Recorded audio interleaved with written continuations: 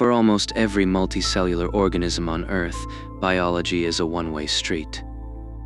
From birth to maturity, to physical decline and eventually death. Biologists refer to this fixed trajectory as senescence. Humanity has spent centuries trying to find a detour. Over 2,000 years ago, the first emperor of China, Qin Shi Huang, dispatched a massive fleet into the Pacific to search for the elusive drug of immortality. Those explorers never returned.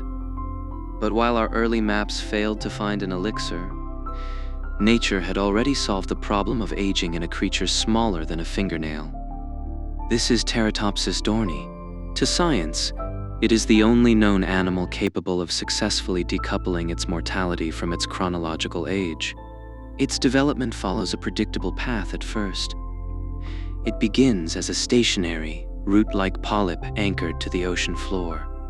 As it grows, the organism moves forward through its developmental stages. Eventually, it matures into a free-swimming adult jellyfish, a bell-shaped medusa just 5 millimeters wide.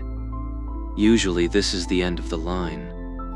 But when the adult medusa faces a crisis, like starvation or sudden environmental stress, it stops the clock. Severe or even fatal physical injuries act as the primary trigger for what happens next.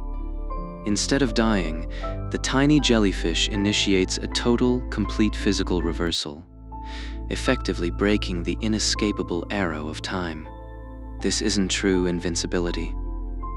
The jellyfish can still be eaten or killed by disease, but through this process it achieves biological immortality, the ability to reset its physical age to 0. The reversal begins as a physical collapse.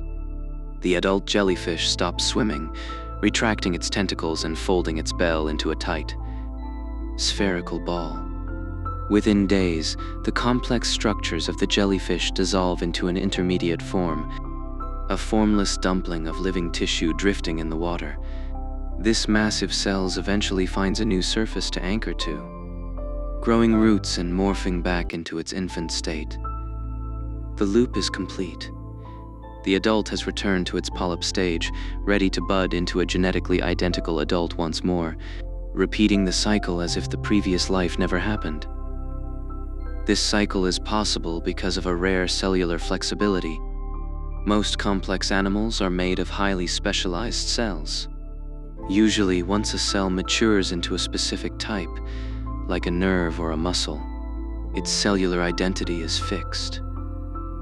The Turritopsis uses a mechanism called transdifferentiation. It allows a mature, specialized cell to transform directly into another mature cell type, while most regeneration requires returning to a blank stem cell state first.